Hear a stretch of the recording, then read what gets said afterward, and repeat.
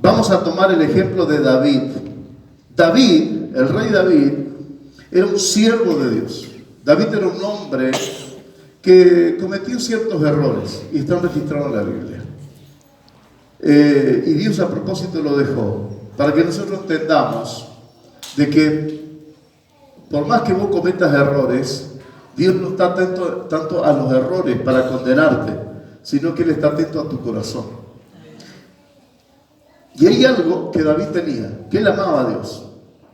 Él le creía a Dios. Él era como un niño, ¿sabe? Y sabía ganar el corazón de Dios. Lo que Dios le pedía, Él le daba.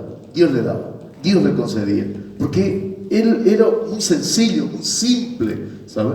Muy simple. Fíjense, miren la reacción de David. Cuando él era pastor de ovejas, era un campesino, ignorado hasta por su propio papá y su propia familia, y sale de esa condición, y cuando él llega a la condición de rey de Israel, rey de todo Israel, ¿no? Se encuentra que tiene un gran ejército a su disposición para defenderlo a él y a su nación. Ve la ciudad de Jerusalén, ¿no? Ve, de pronto se encuentra en el palacio de un rey.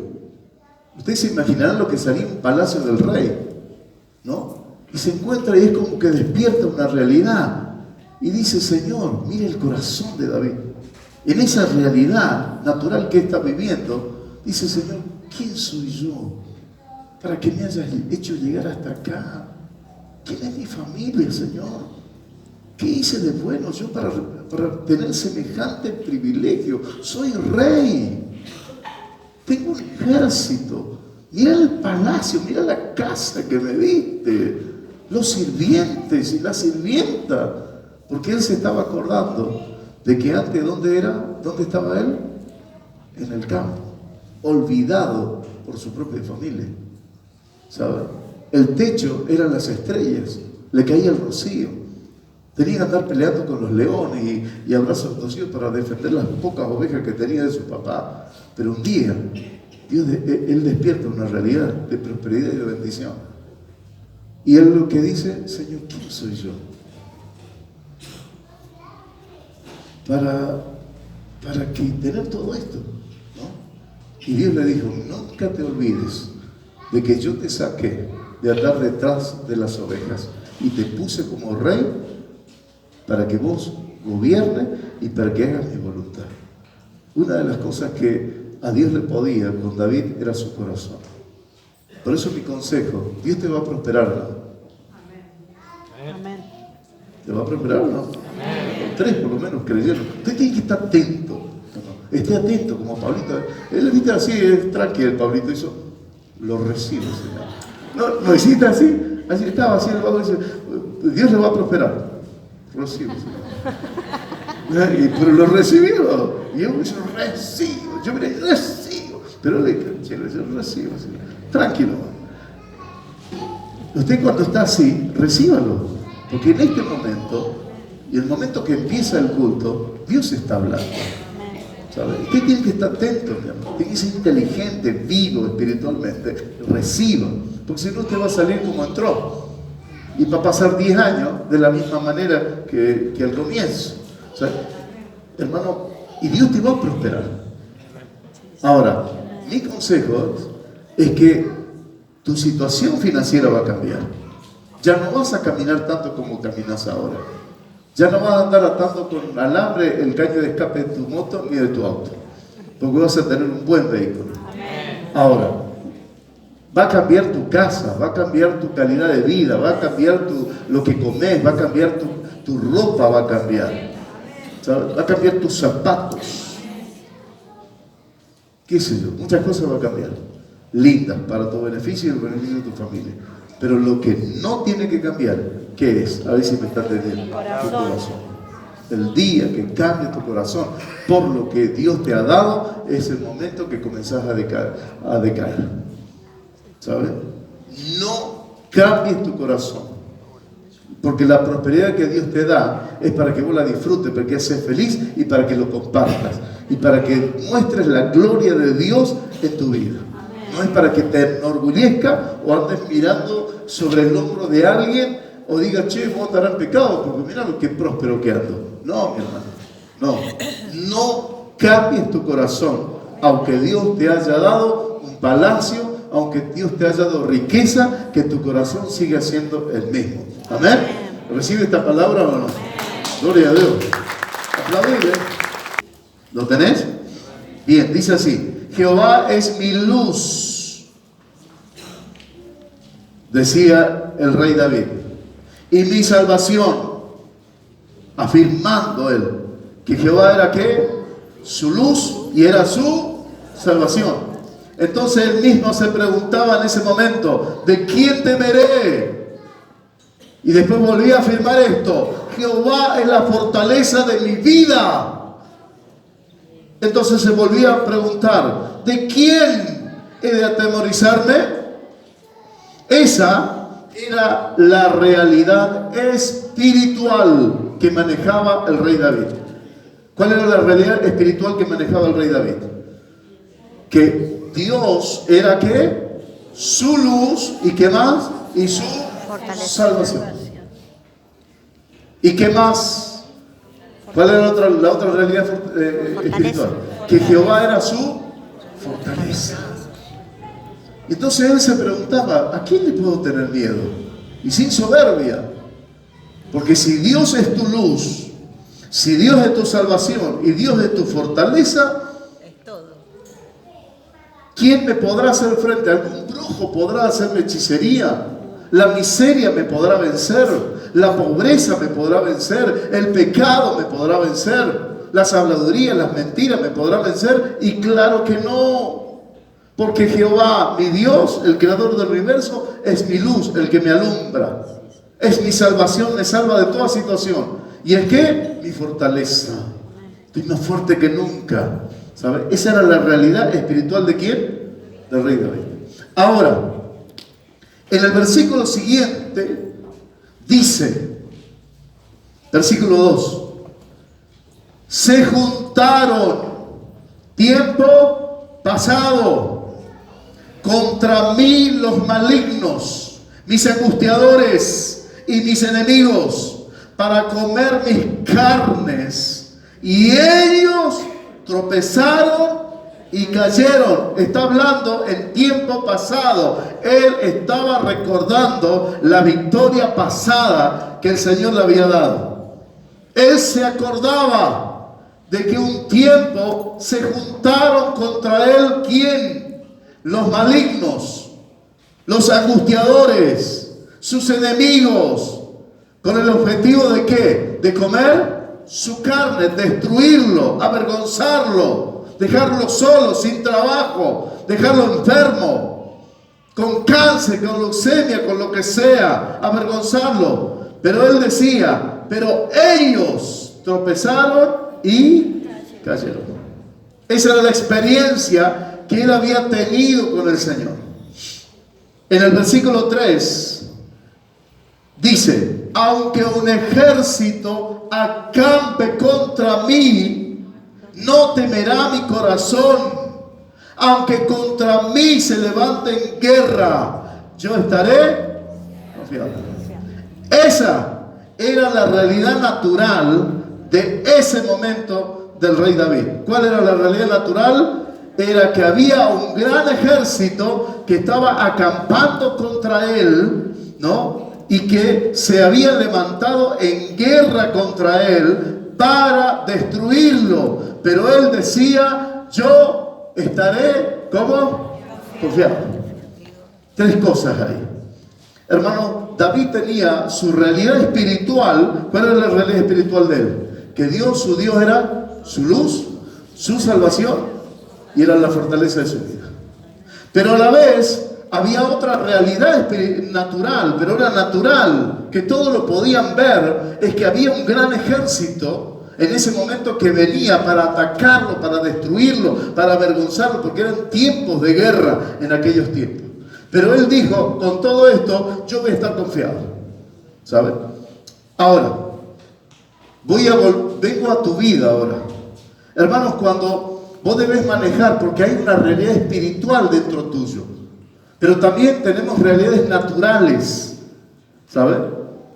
La realidad natural es que a veces no tenés plata, es que a veces viene la enfermedad, es que a veces se levantan conflictos, a veces te quedas sin trabajo, a veces parece que nadie te quiere, todo el mundo habla mal de vos, nadie te sale una, perdiste, firmaste una garantía y no pagaron y tenés que andar pagando garantías, beneficios de otro, y se te complica. Ese quizás puede ser hoy tu realidad natural. Ahora, cuando hay esa realidad espiritual y natural, ¿qué es lo que nos pasa a nosotros? ¿Qué le pasa al creyente en Cristo Jesús? Le bombardea su cabeza, se vuelve un taller donde el demonio y el diablo mete pensamientos, donde hay pensamientos que se entrecruzan, pensamientos negativos y pensamientos positivos. Por momentos vas a tener pensamientos de fe. No, yo voy a salir de esto. Pero hiciste 2 pasos, pero no sé si voy a salir. No, aunque el médico me diga, yo voy a creer que mi Señor, ¿no? Y yo con fe voy a ir, y después de salir del consultorio, y salí hecho una piltrafa humana. No puede ser, ¿no? Entonces hay pensamientos que continuamente son pensamientos buenos y pensamientos malos, ¿sabe? Y Pablo dice que en nuestro cuerpo, dice que hay una guerra entre la carne y el espíritu, ¿sabe? Y al que vos le alimente es el que va a ganar. Entonces, cuando, hermano, vos estás en un conflicto, porque ¿quién no tiene problemas, no? Todos tenemos problemas. Y esa es tu realidad natural. Vos no puedes decir, che, así que no podés pagar el alquiler. No le puedes decir, no lo puedo pagar. Es verdad, no puedo pagar. Es verdad, tengo esta enfermedad. Es verdad, no me está saliendo bien las cosas. Pero lo que no tenés que olvidarte es que también tenés que una realidad espiritual. Porque vos no sos ni más ni menos que David. El Dios de David es tu Dios. Y el Dios de David, él decía, mi Dios es mi luz, es mi salvación y es mi fortaleza. Entonces tu realidad espiritual es que tenés un Dios grande, un Dios poderoso, que Él te ama y que Él es capaz de hacer lo que sea. Si hizo lo que hizo, mandar a Jesús a la cruz del Calvario a morir por vos y a cargar tu pecado, ¿cómo no te va a dar el dinero que estás necesitando? ¿Cómo no te va a sanar del cáncer? ¿Cómo no va a sacar ese tumor? Claro que sí. Pero que a veces nosotros le hacemos tanto caso a la realidad natural que nos olvidamos de nuestra realidad. Díganlo usted, nuestra realidad espiritual, que es verdadera, que está por sobre todo, ¿sabes? No te olvides que Jesús es tu sanador. No te olvides que Dios es el creador de todas las cosas. Pablo dijo, si no nos negó a Jesucristo nuestro Señor, ¿cómo no nos dará con Jesús todas las cosas que nosotros necesitemos? Escrito está lo que estoy diciendo. ¡Aleluya! ¿Cómo no me va a dar? Y escrito está lo que voy a decir. Si ustedes, siendo padres malos, cuando sus hijos les piden pan, no le dan una piedra. Si sus hijos le piden un pescado, ustedes no le dan una víbora. ¿Cuánto más Dios, que es perfecto en amor? Esa es tu realidad espiritual. Pero muchas veces estamos en el medio y nos bombardean los pensamientos buenos y malos. Porque los pensamientos malos tienen un objetivo: amargarte, destruirte, hacer que vos dejes la iglesia, dejes la célula, dejes de hacer lo que estás haciendo para Dios. Y si no, que alguno me desmienta. Algunas veces vos no viniste a la iglesia. ¿Sabe por qué? Porque las cosas no te están saliendo como vos querés. ¿Qué ve ahí? Estoy re enojado, una bronca tengo. Mañana no tengo un peso partido por la mitad. No sé con qué cara le voy a mirar al que le tengo que pagar. Y no te da ganas de venir a la iglesia. ¿Es verdad o no es verdad? Algunos sinceros ahí. O cuando te peleas con tu mujer y tienen que venir los dos. O viene uno o no viene ninguno de los dos. ¿Y por qué? Y porque solo el hecho que están peleados, ¿sabes? Las circunstancias difíciles tienen como objetivo apagarte, desmayarte, avergonzarte. Por eso hay pensamientos que se meten en tu cabeza. Y usted tiene que hacer lo que hizo David en el versículo 2. ¿Qué hizo David? David te da un sándwich. Lo relé espiritual y lo relé natural. ¿Y sabe lo que él hizo? Lo hizo simple.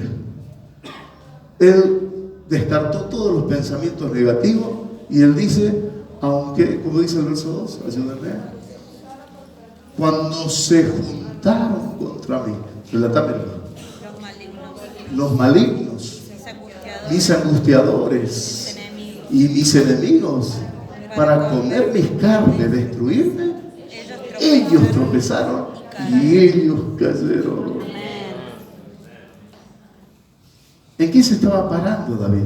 En la palabra de Dios, en la experiencia que había tenido con... Hermano, si muchos de los que estamos acá tenemos muchas experiencias lindas con el Señor. Te sacó del pecado, te sacó de las drogas, te sacó del alcohol, no te sacó de la vagancia, no te sacó de la enfermedad, no te sacó de todo lo que te sacó. ¿No te va a ayudar ahora? Pregunto, ¿no? ¿O qué cambió Dios?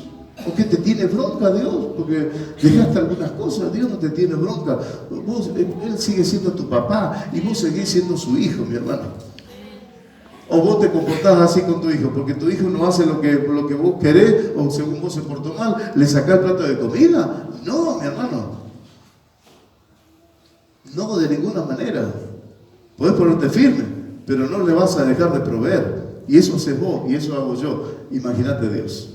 Entonces, cuando usted está en un conflicto, ¿qué es lo que usted tiene que hacer? Trate de despojar, de disipar todo pensamiento que tiene que ver con negativismo. No vas a poder, no vas a alcanzar, sos un inútil, mira acá, no servís para nada, todos pagan, mira, nadie más, vos no avanzas nunca, siempre están los mismos, ¿hace cuánto que vas a la iglesia? Pensamientos. Y entonces, en ese momento, ¿qué tenemos que hacer nosotros? ¿Qué tenemos que hacer? Disipar los pensamientos y acordarnos de qué. ¿De qué, Martín? ¿De qué tenemos que acordar? No, ¿de qué tenemos que acordarnos? De las victorias pasadas. De las experiencias que vos tuviste con Dios. Amén. ¿Tuvo alguna experiencia linda que Dios te bendijo o no? Amén. Bueno, de esa acordate. Cuando Dios te perdonó el pecado, que vos decías, esto no me perdona nada, ¿sabes? De las deudas que vos tenías que era impagable, ¿sabes? Y que Dios te ayudó, y ahora acordate las deudas. A ver, alguien que haya tenido deudas malas, bastante importantes, hace 4 años atrás, 5 años atrás, y que Dios le ayudó. Y no. ¿Y dónde están las deudas? No está acá. ¿Y cómo lo pagaste? ¿Qué sé yo cómo lo pagué? Pero lo pagué. ¿Y sabe quién te ayudó? Dios. Entonces, cada tanto, echarle mano a esa, cuando estás en ese conflicto, en esa realidad natural, ¿qué tenés que hacer? Echarle mano. Porque el diablo te dice, no vas a poder, los demonios dicen, no vas a poder, sos un inútil, de esta no vas a salir, ¿no? Nadie te quiere, nadie te va a perdonar, ni te vayas porque el pastor te va a echar, ¿no? Porque te portaste mal, porque esto, porque ni Dios te dijo, y ahí está, dándote manija. Entonces vos tenés que echar mano a tus experiencias con Dios. Por eso permítale a Dios que Él te bendiga, mi hermano. Permítale a Dios que Dios te sane de la enfermedad, porque para la ciencia puede ser incurable lo que vos tenés en tu cuerpo, pero para Dios no, mi hermano. Esta noche dígale, Señor, yo quiero que vos me sanes, yo quiero tener experiencia, quiero contar testimonio de que a mí vos me sanaste de esta enfermedad incurable. Yo no sé si alguien tiene enfermedad incurable, y según la ciencia, con remedio solamente te vas a poder sostener. La abuela del diablo se va a sostener con remedio. Yo y vos vamos a estar más sanos que nunca, y va a ser por la palabra de Dios. ¡Aleluya! ¡Gloria! ¿Me sigue hasta ahí o no? Entonces David tomó una decisión. Cuando él hizo un análisis, despejó todo su pensamiento, todo el negativismo, y dijo, aunque un ejército, el 2, aunque un ejército acampe contra mí. El versículo 12. 2, el versículo 2. Cuando se juntaron, dijo, no, espera un poquito, porque los demonios le decían, de esta no vas a salir, te vamos a comer y te vamos a destruir. Y ahí está, viste que el diablo, así es muy payaso, te voy a destruir. ¿Viste? ¿Sabes lo que hizo? Espera un poquito, espera. Me das un segundo.